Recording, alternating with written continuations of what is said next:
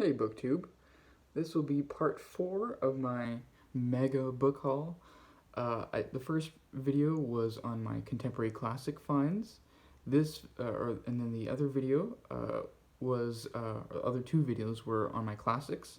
I just couldn't edit the two classics videos together, so I just posted the videos separately in 2 parts. So those are my classics. Now we move on to my general nonfiction.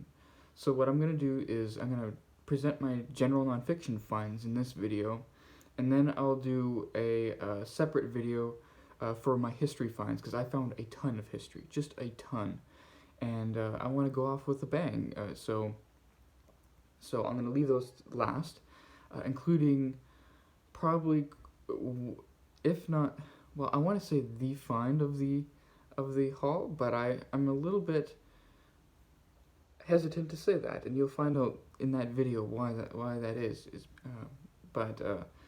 It was still quite a find, so I'm very pleased with it.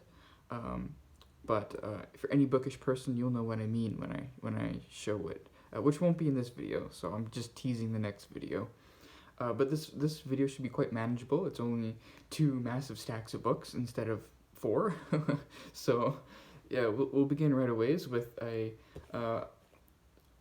some Pelican history books, which are an old line that Penguin used to do.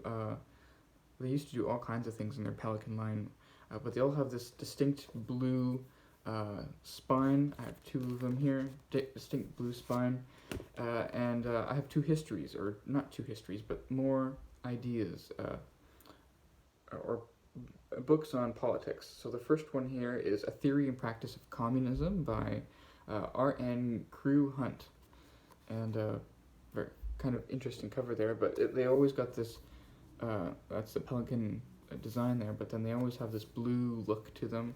Not uniform, because this next one isn't blue, doesn't have much blue in the cover, but and this one is just a oh, here's our author there. That's Mr. R.N. Crew Hunt, Carew Hunt. Hey, there's actually a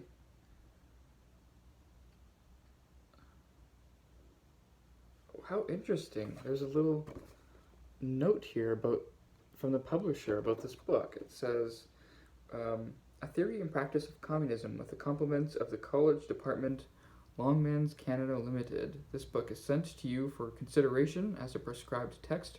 Comments will be welcome. So was this a review copy at one point? That's what it sounds like. I was just going to look when this book was published. It says first published in 1950, and then reprinted by Pelican Books in 1965. So, very much in that realm of when communism was a very big topic. I mean, I guess you could say it's becoming more of a topic these days now. Whether that's legitimate or not, it's up to you to decide, but any kind of political study like this is always fascinating to read. And then we move on to the other Pelican book, which is along the same lines. This is the political thought of Mao Zedong. Mao Zedong. I'm not pronouncing the Chinese right. Mao Zedong, or it's pronounced many different ways by so many different people, but I'm just gonna say Mao because that's easier to say. And it's by Stuart R. Schramm. We don't have an image of him in the back, but as you can tell, it's got the blue spine, the blue back, and also this book has a plastic covering to it, which is really nice, since these books can get battered. I guess I should show this one here. It's a little bit rough on the edges there, but nice to have a covering for this one. And this one is interesting too, because this was published in 1963 and was revised in 1969. So, and that, I believe Mao was still alive then, or at least his ideas and influence was not over at the time when this was written. So this will not be a complete overview or a complete look at the political thought of Mao. but it'll be a very interesting look at what people in the 60s were thinking of Mao, because I know before the atrocities of Mao's regime were fully known, a lot of bigger name political thinkers on the left in America were actually praising Mao as one of the as like an exemplar of communism well executed, no pun intended, compared to say the communist regime of Stalin. So that'll be interesting to see.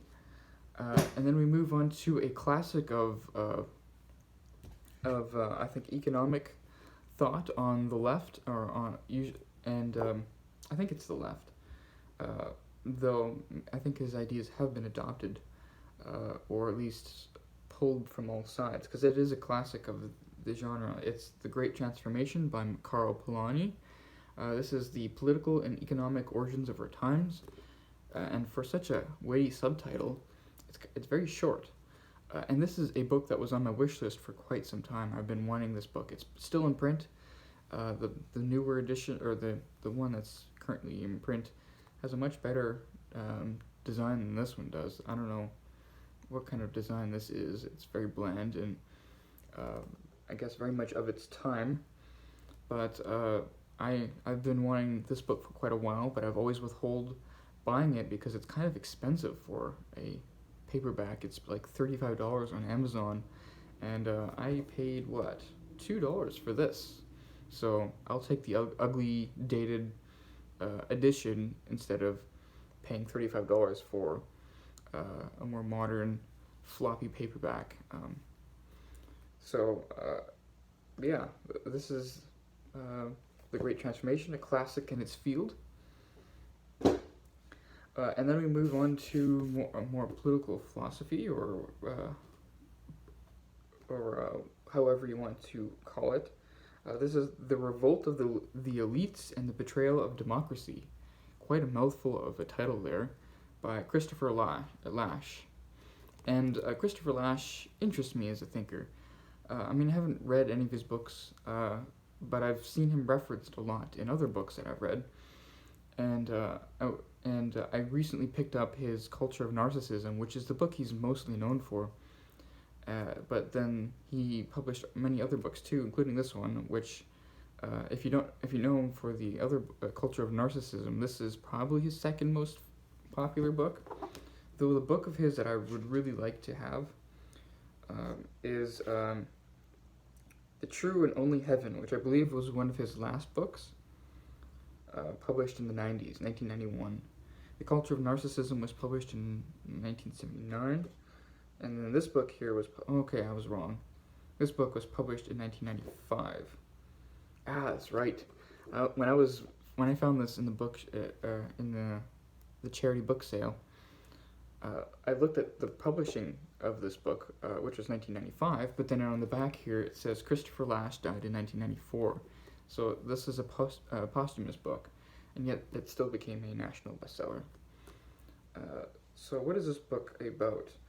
Christopher Lasch makes his most accessible critique yet of what is wrong with the values and beliefs of America's professional and managerial elites.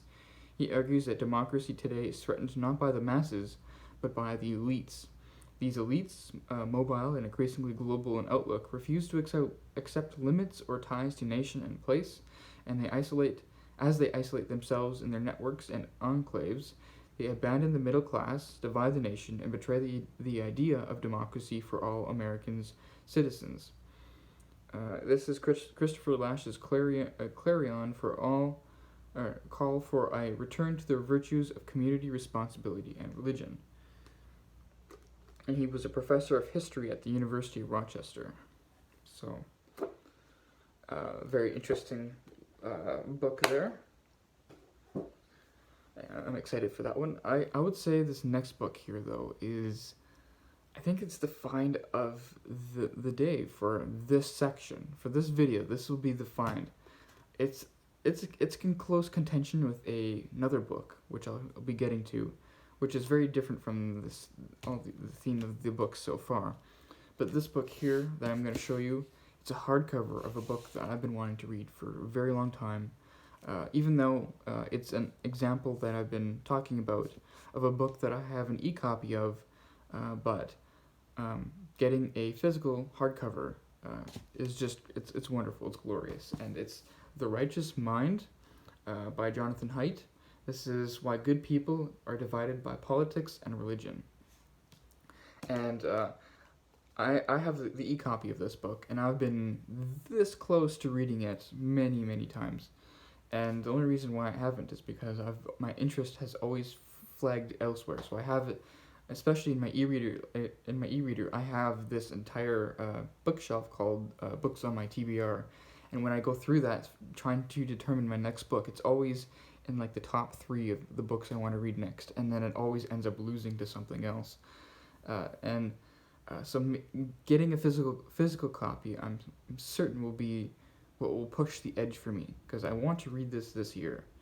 I have his other book, his earlier book, The Happiness Hypothesis, which I also want to read this year. And the other thing that excites me is that because this is a hardcover, it's got a very different design from the paperback. The paperback design which is also the ebook design for the cover, it's fine, but I like this design a lot better. It's a lot cleaner, even though it's got like gray on white, so maybe that'll drive some people nuts because it's not as distinct, but I think it actually works quite well. And then you just got the big slash there in the middle, and so I'm very, very pleased with this. I'm not going to even try to explain what it's about. I might as well just read the description here. It says, why can't our political leaders work together as threats loom and problems mount? Why do people so readily assume the worst about the motives of their fellow citizens? In The Righteous Mind, social psychologist Jonathan Haidt explores the origins of our divisions and points the way forward to mutual understanding. His starting point is moral intuition, the nearly instantaneous perceptions we all have about other people and the things they do. These intuitions feel like self-evident truths, making us righteously certain that those who see things differently are wrong.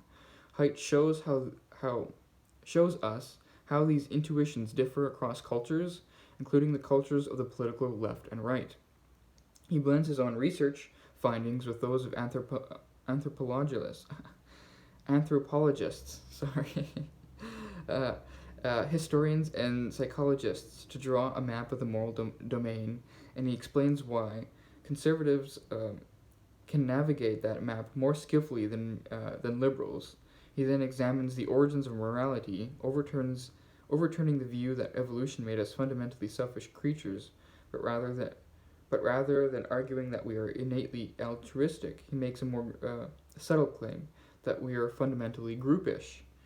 It is our groupishness, he explains, that leads to our greatest joys, our religious divisions, and our political affiliations.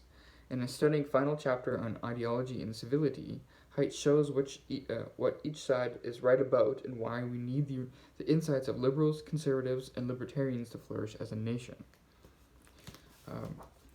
I find that fascinating, that whole idea of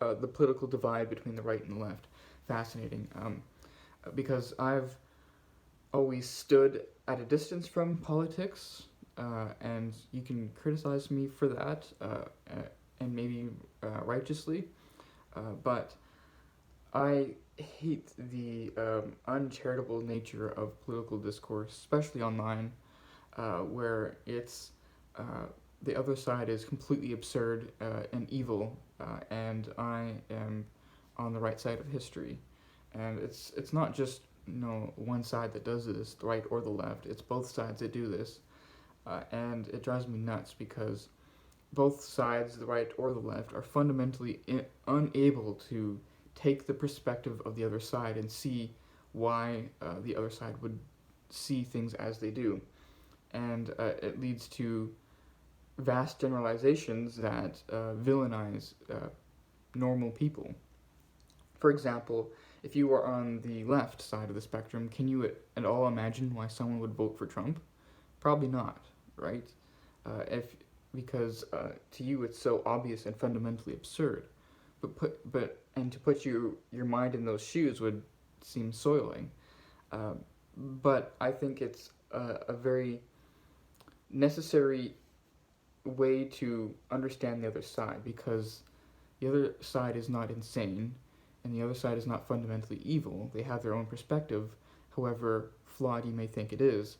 And in order to understand how they got to their own position, it'll help you bridge that divide uh, in order to come to a mutual understanding of what each side is trying to value and why each side keeps butting into each other so strongly. And I think this book will do a really interesting job exploring that. So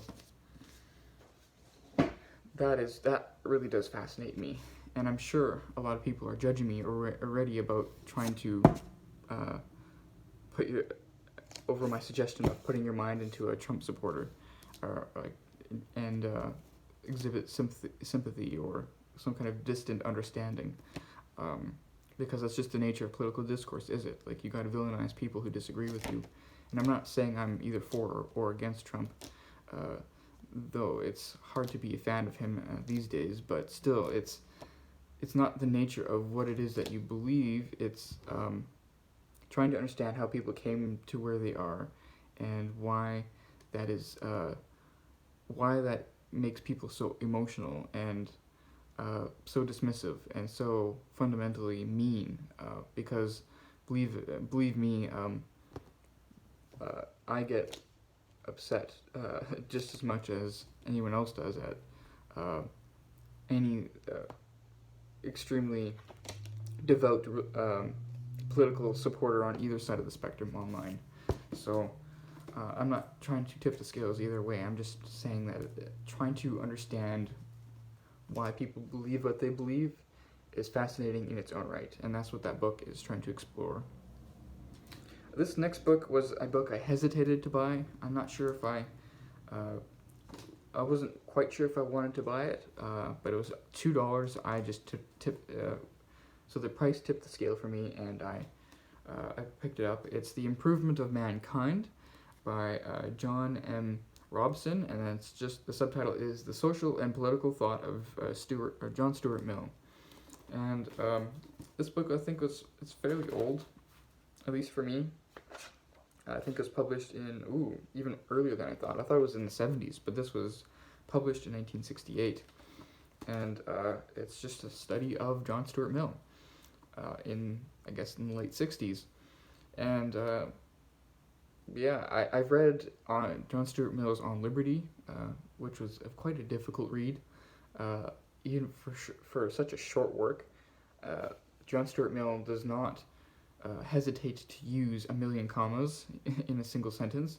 So, and it seemed like with him, a lot of the things where he was trying to say, it seemed like he was saying the opposite, at least in the way he constructed his words. I don't know, it's hard to explain what exactly I mean by that.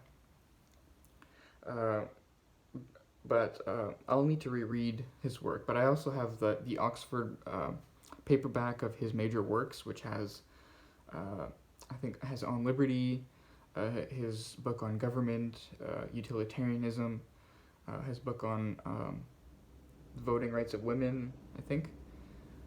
And there's more in there too, but I want to know this figure a lot more, because he is a fascinating figure, especially his, I would like to read a biography of him too, because his early life, his education, his relationship with a very specific woman in his life, all of it is fascinating, because it all later contributed to his own political thought, or his social and political thought. So I don't know if that'll be talked about in that book, but I just want to do a deeper dive on John Stuart Mill someday, and I think that'll be an interesting way to do it, or interesting contribution. So, moving on. We have a much different turn here. So we're moving away from political. We're not quite moving away from political philosophy, because there is more here. I just didn't really organize them that well. But this book here is a different type of book. It's Moral Minds, How Nature Designed Our Universal Sense of Right and Wrong, and it's by Mark D. Hauser. Mark D. Hauser. It's a bit of a thicker book with a pretty cool cover, actually. This is a book I've never actually heard of, despite me actually being very interested in the subject of morality, because, as you can tell, with The Righteous Mind, it has a discussion of morality, because morality is so much at the nature of how we discern what is the right way to believe, or right way to behave, or to interact with other people. And so The Righteous Mind very much touches on morality. And I have a ton of ebooks that discuss morality, from either very scholarly works to more popular works, and also have books that touch on morality and religion, because if you're not aware, especially Christianity, but religion in general usually likes to stake a claim on morality as they have the proper morality, and or that they are the only ones that can justify morality. But then you got books like this that take a very naturalistic view of morality and try to determine morality through very naturalistic or scientific means. And there's interesting ways to do that, but there's also very wrong ways to go about it. It's very easy to go astray when you start coming up with naturalistic ways of morality. That's not to say that the religious ways are right, because I think the religious views of morality or stake of claims of morality can almost as easily go astray, though it's easier to see, I think, with the science view of morality. And that's why I think I'm going to hold this book skeptically, because it says how nature designed our sense of right and wrong, and it's usually how these books usually work is that they take our current views of morality, which are very contextualized in our own time and place, like our own history and context, and working our way backwards into science and nature. So it's very much an ad hoc, or I don't think that's the term. I don't know, whatever it means when you take a current view and then look and try to justify it by looking backwards and being very selective in what you choose fits your argument. And I think that I don't know if this book will do that. I hope it doesn't. It doesn't help me. It doesn't inspire me when it's got blurbs from Noam Chomsky and Peter Singer and Antonio Damasio or Steven Pinker.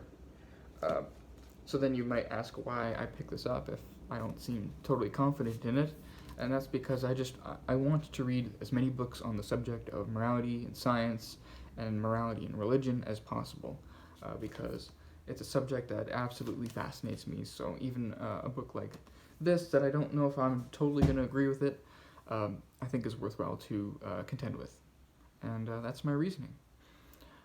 And moving on to different types of books again, this is Plato, a book on Plato. It's called A Brief Insight, which is not wrong because it's very short.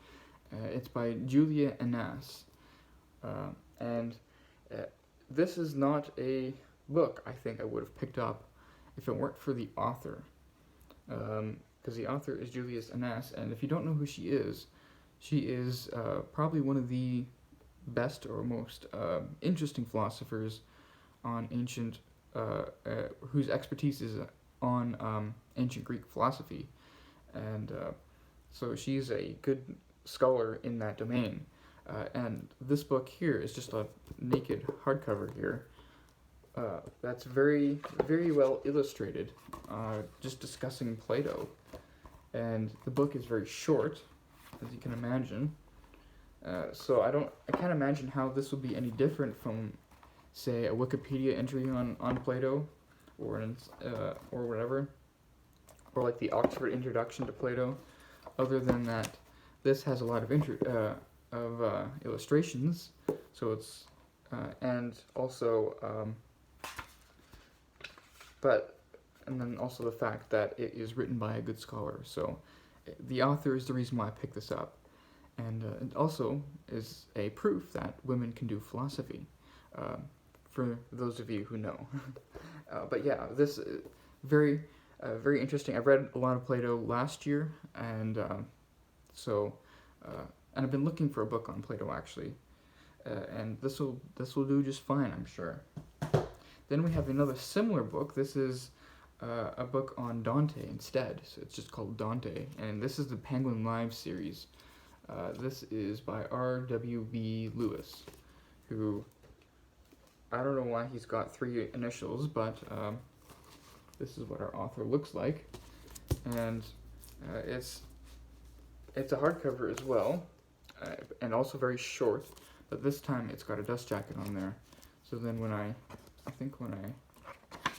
take it off there, then we just got a nice little hardcover with a picture of what we think is Dante, I guess.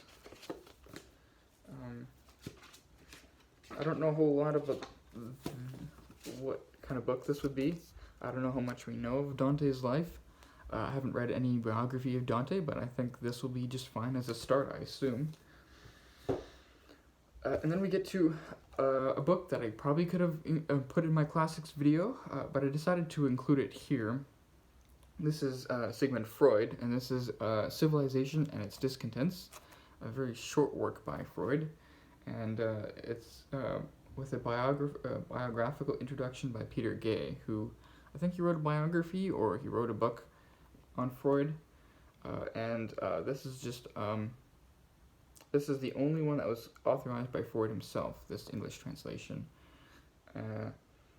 And I don't know a whole lot about it. Yeah, translated and edited by James Strachey. And this is just a little Norton paperback of a book, probably one of the more famous works by Freud, other than the book on dreams, which I don't have. Then we move on to a book that I don't know if you might consider this history, but I consider it more of like a classic of political philosophy. This is Karl Marx, His Life and Environment, and it's by Isaiah Berlin. And it's the author here that is why I put this in this video here, in this general nonfiction video, instead of my history video, because Isaiah Berlin is a famous political theorist or political philosopher of the 20th century, and so the interest is not that this is just a book on Marx. The interest is that it's Isaiah Berlin's book on Marx, and so that's what the main interest is here. And this is what, the 3rd edition. Yeah, His Life and Environment. It's fairly short, and it was very very cheap. When was this published? Yeah, this was first published in 1939, 2nd edition in 1948, and then 3rd edition 1963. So Isaiah Berlin's book on Marx. Then we come to a book that fits a theme. If you watched my last book haul, I had a book on this very similar theme to this book here. This is Identity in Democracy. It's by Amy Gutman, and this is another book that studies identity politics, but same as that last book. I think, what was the last book that I hauled? It was The Ethics of Identity, I think it was called. And it had a very similar cover to this, where it has like this picture just kind of zeroed in, and then a whole bunch of blank space all around it. So then you can barely see what the image is, though that image is so ugly you probably don't want to see any more than that. But it's the crucial thing is that this is an early study of identity politics. This was published in 2003, and identity politics has become very partisan in these days. So if this was published post, say, 2015, it'd be a lot more suspect than say a book published in 2003 on identity politics. This is a book about the good, the bad, and the ugly of identity politics by one of America's leading political thinkers. I don't know if that's true for this author, but it has a blurb by Alan Ryan, who is a good authority on all subjects, political philosophy or political history, so I'll take that to the bank. And it's just a nice little paperback. We're almost done here, BookTube, and I'm at 30 minutes, and I only have like 2 relatively small stacks. But this is an interesting book here. This is Who's Afraid of Postmodernism, and this is by James K.A. Smith, and the subtitle is Taking Derrida, Lyotard, and Foucault to Church. And if you don't know who James K. Smith is, he's probably the most respected Protestant philosopher today. And I have one of his other works. Actually, I think it's on this shelf here, maybe, or maybe it's on the shelf below. I have his book where he writes about how not to be secular, and it's a book about Charles Taylor, who's a Catholic philosopher. But this is his book on postmodernism. Very short little work, and I'm not entirely. It doesn't have actually a blurb, so I can't read to you what it's about because it's not exactly forthcoming with what it's about. All I know is that this author intrigues me, and the subject of postmodernism is a fascinating subject, and this book seems to take the idea of postmodernism and the church, which, if you don't know, a lot of people in contemporary evangelical circles see postmodernism as basically the Antichrist, or like a philosophy of the Antichrist. So like the worst thing ever. And maybe they're right about that, maybe not, I don't know. But this book seems to discuss the two together. So the idea of postmodernism and Christianity. And so that's why that book interests me. Then we come to a work of journalism. This is the second last book on this list. This is A Crime So Monstrous by E. Benjamin Skinner, and then the subtitle here is Face to Face with Modern Day Slavery. So,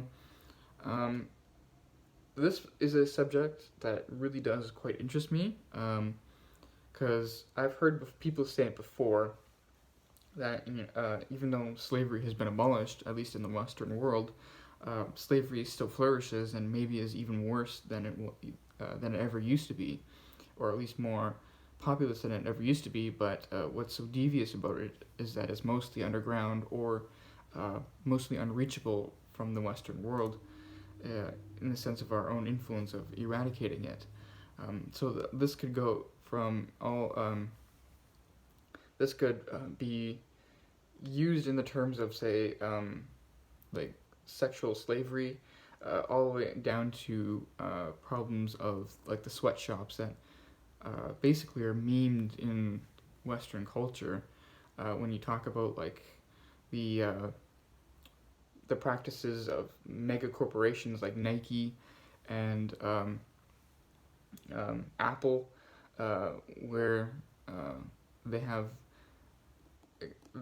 terrible working conditions and no rights for their workers. Even at one point, there was a huge deal made that Apple had suicide nets installed in one of their facilities in China, so that their workers couldn't commit suicide. And so, as you can tell, this is a subject that people usually aren't aware of, or they turn a blind eye to.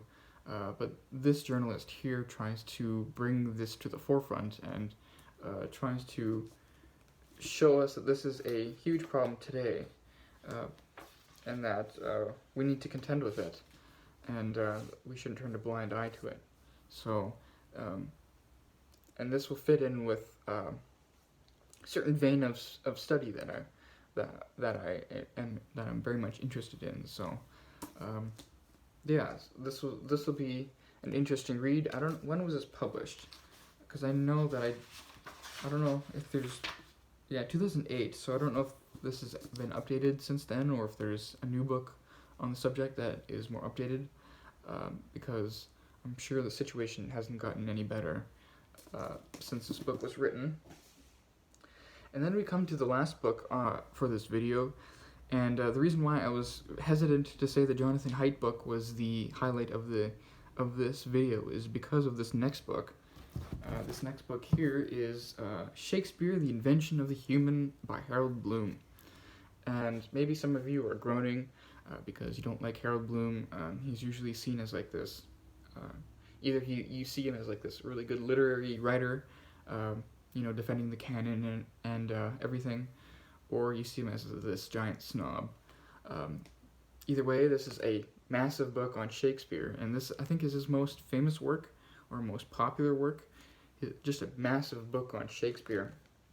And I was ecstatic to find this. How long is this book? Over 700 pages, which is actually shorter than I thought it was. But yeah, it's just this handsome, big, fat volume on Shakespeare.